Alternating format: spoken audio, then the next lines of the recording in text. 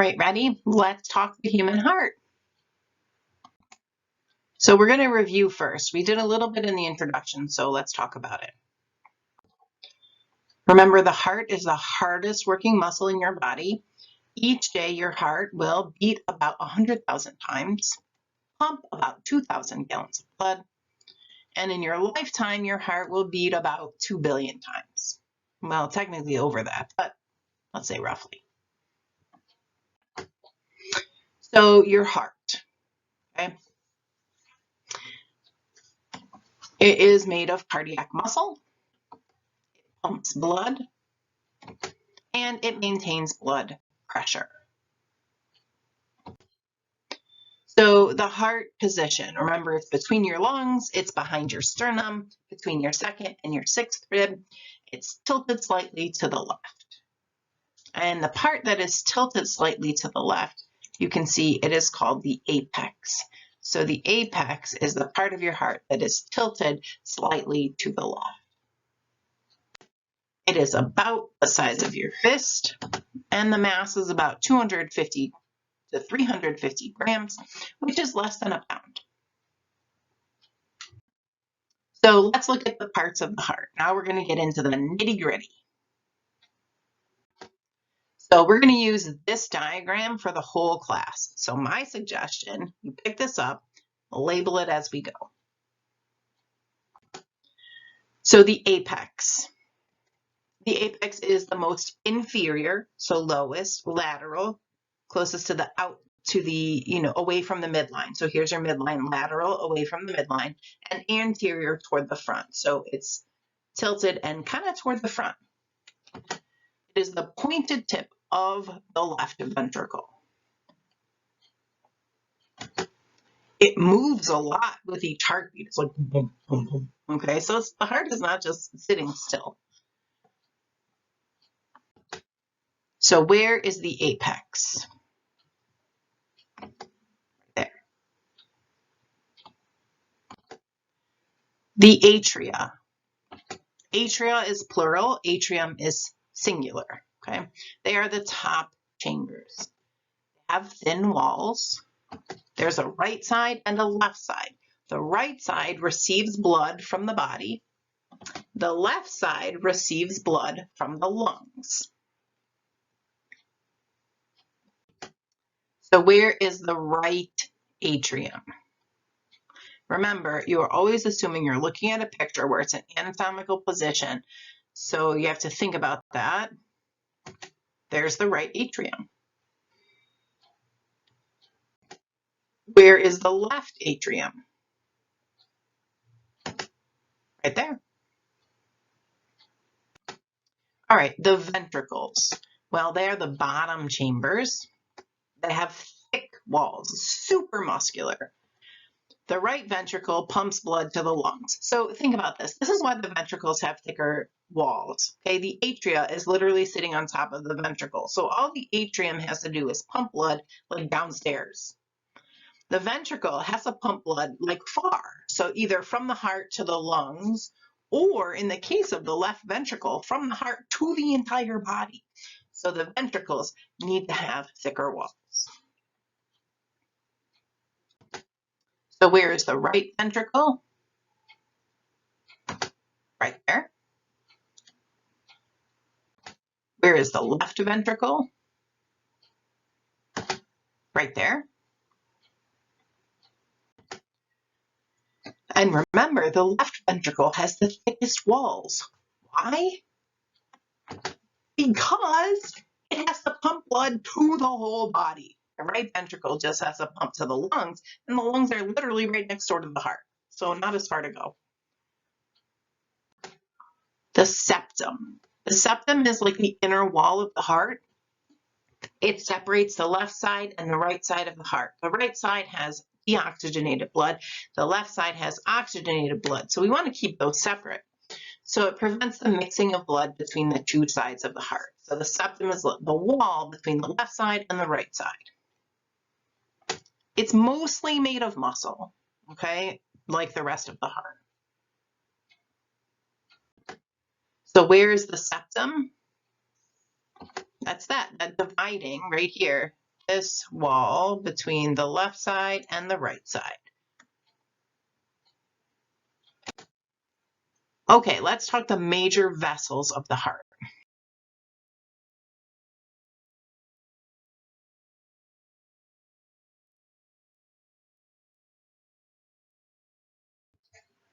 All right, first up we have the aorta. It is the largest artery in your body. It is about as thick as a garden hose. It brings blood from the left ventricle to the body. So we can see as the aorta leaves the heart. So here's the left ventricle right here. It leaves the left ventricle and the aorta comes down here. So we have branches that go to the head, the neck, the arms, okay? But the aorta also comes down like this. So this part is called the descending aorta, where the aorta comes down. So right where it leaves the heart, it is very thick. So where is the aorta in this picture? Right here, right? So it's coming, it's hard to see because these vessels are on top of each other, but coming out of the left ventricle and right here. So we're going to the head, the neck, the arms, and then there would be a part coming right here where it would be the descending aorta going below. What about the vena cava? Well, it brings blood from the body to the right atrium. And we have the superior vena cava. That's bringing blood back to the right atrium from the upper body. And then we have the inferior vena cava, bringing blood back to the heart from the lower body. So where is the superior vena cava? Right there. Where is the inferior vena cava? Right there. All right, the pulmonary arteries. They bring blood from the right ventricle to the lungs, right next door. We have left and right pulmonary arteries. So we have a right pulmonary artery going to the right lung and a left pulmonary artery going to the left lung. It carries deoxygenated blood. So this is one exception. So remember, arteries go away from the heart, and typically that means they are carrying blood full of oxygen. But these arteries are going to the lungs to pick up oxygen. So they are the arteries in your body that are the complete exception. They carry deoxygenated blood, but they still follow the rule of arteries away from the heart. So where is the pulmonary artery? Right there. So this one right here is going to the right lung. This one right here is going to the left lung. The pulmonary veins. So they bring blood from the lungs back to the heart, to the left atrium. And we have left and right pulmonary veins, and they carry oxygenated blood. So again, this breaks the rule. Normally veins carry deoxygenated blood and come back to the heart, but these pulmonary veins are coming back to the heart from the lungs. So they're full of oxygen. So exception. So here we have pulmonary vein, pulmonary vein, pulmonary vein, pulmonary vein. All of them will end up here in the left atrium. So where are the pulmonary veins? Right there. So coronary arteries. So they literally branch right off the aorta. Because here's the thing, your heart can't pump if the heart muscle cells themselves don't have enough oxygen and nutrients. So the heart structure recognizes that. And from the aorta, before the aorta even goes up to the head and neck and arms and then descends to go to the lower body, right there and right there, we have coronary arteries branching off of the aorta to bring oxygen and nutrients to the cardiac muscle itself. So think about this. We have all this blood pumping through the heart, but that blood does nothing for the heart itself. The coronary arteries are needed to bring oxygen and nutrients to the actual heart itself. And then coronary veins are going to empty right into the right atrium. So right here, they're all going to kind of collect together, and they bring that waste back from the cardiac muscle to the heart to get oxygenated again. Okay, so valves. All right, here's something I also want to point out. So do you see this pumping heart, which I just love this image right here. But do you see this right here? This kind of, it looks like a little flap sitting on top of the heart, but that's actually the right atrium. So a lot of times when we draw the heart like this, we have the misconception that the atrium and the ventricles are like these boxy looking things, but they're not. So the atrium is just like this little kind of flap, this little pad sitting on top. And the left atrium is something similar, but it's a little bit behind here, so it's harder to see.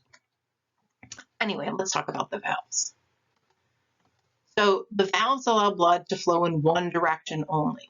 It makes the heart more efficient. And there are two categories of valves, atrioventricular and semilunar. Let's talk about it. So atrioventricular valves. Not shocking, they're between an atrium and a ventricle. So we have on the right side the tricuspid valve, and it is on the right side. So it is between the right atrium and the right ventricle.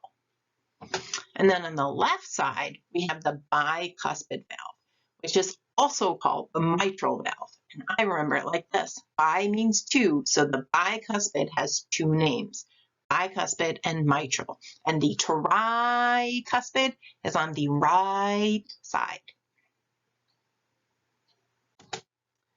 So where's the tricuspid valve? Remember, it is on the right side and is between the right atrium and the right ventricle. Where is the bicuspid valve? Well, the bicuspid valve has two names, and it is between the left atrium and the left ventricle. So where's the mitral valve? Remember, same place as the bicuspid, it has two names. So right there, between the left atrium and the left ventricle. All right, semilunar valves. Are you ready? Well, they're between ventricles and blood vessels. So remember, the ventricles of your heart are going to squeeze and pump blood somewhere else, not in the heart itself. So you're going to either pump to the lungs or to the whole body. So the pulmonary valve is between the right ventricle and the pulmonary artery. It's going to the lungs. The aortic valve is between the left ventricle and the aorta, going to the body. So where's the aortic valve? Well, find the aorta and kind of trace backward. So right there. Where is the pulmonary valve? So find the pulmonary artery and trace backward. So right there. So why are valves so important? So again, they keep the blood flowing in one direction. If the blood is flowing backward, the heart becomes less efficient. So why is that such a big deal? Well, that means our cells get less oxygen, and that's problematic, okay? So the heart sounds. So I'm going to remind you of the heart sounds again, but the heart sounds are created when the valves close. So the valves close, make a sound. Valves close, make a sound. Valves close, make a sound. Valves close, make a sound. Valves close, make a sound. Valves close, make a sound. Okay? So the heart sounds result from what? Valves closing. Valves close, make a sound. Valves close, make a sound. Okay? The first sound, lub, is the closing of the atrioventricular valves. So that's the bicuspid and tricuspid valves. They close first, lub. Dub is the closing of the semilunar valves. Semilunar valves close, dub. So lub, dub. Atrioventricular, semilunar. Atrioventricular, semilunar. The valves closing, they're creating the sound. Sound comes from the valves closing. All right, let's talk about the right side of the heart, okay? Now it carries deoxygenated blood. That's oxygen poor. Now in most pictures it's illustrated in blue, but please remember this, blood is not blue, okay? You've seen blood that's taken from your veins when you have blood drawn. It's not blue, it is dark red. So blood that is low in oxygen is like a deep red, and blood that is full of oxygen, like when you get a cut, it's bright red. So it's never blue, it's just shades of red, okay? But for simplicity's sake, it's usually illustrated as blue. So let's talk about what's happening on the right side of the heart. We have blood coming from the upper body through the superior vena cava, blood coming from the lower body into the inferior vena cava, and they both empty into the right atrium. And then from the right atrium, it is pumped through the tricuspid valve, remember right side, to the right ventricle. And then from the right ventricle, it is pumped through the pulmonary valve to the pulmonary trunk, which is the pulmonary arteries, and then to the lungs. So here you can see the right side. Ready? Superior and inferior vena cava to the right atrium, through the tricuspid valve to the right ventricle, through the pulmonary valve to the pulmonary arteries, and to the lungs. So let's look at the left side. The left side of the heart carries oxygenated blood, oxygen rich. It is coming from the lungs in the pulmonary veins, and they empty into the left atrium. And then it goes from the left atrium through the bicuspid valve, also called the mitral valve, to the left ventricle. And then from the left ventricle through the aortic valve to the aorta to the whole body. So let's walk through that again. Pulmonary veins to the left atrium through the bicuspid or mitral valve to the left ventricle, through the aortic valve to the aorta to the whole body. Okay, now let's go through it looking at the heart model. So I suggest you add this to your model. Let's watch it happen.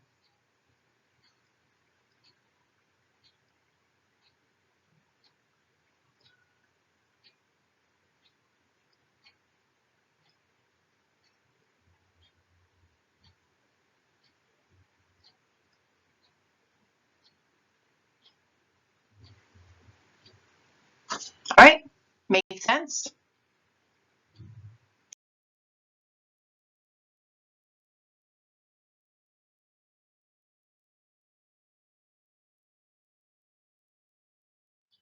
In class, we're going to do a blue kit. So much content. Need a blue kit. And that's the human heart. So I hope you learned something new today. So you remember I told you those like flappy looking things? Those are the atria. Okay, so vessels back here, that little flappy looking thing, atria.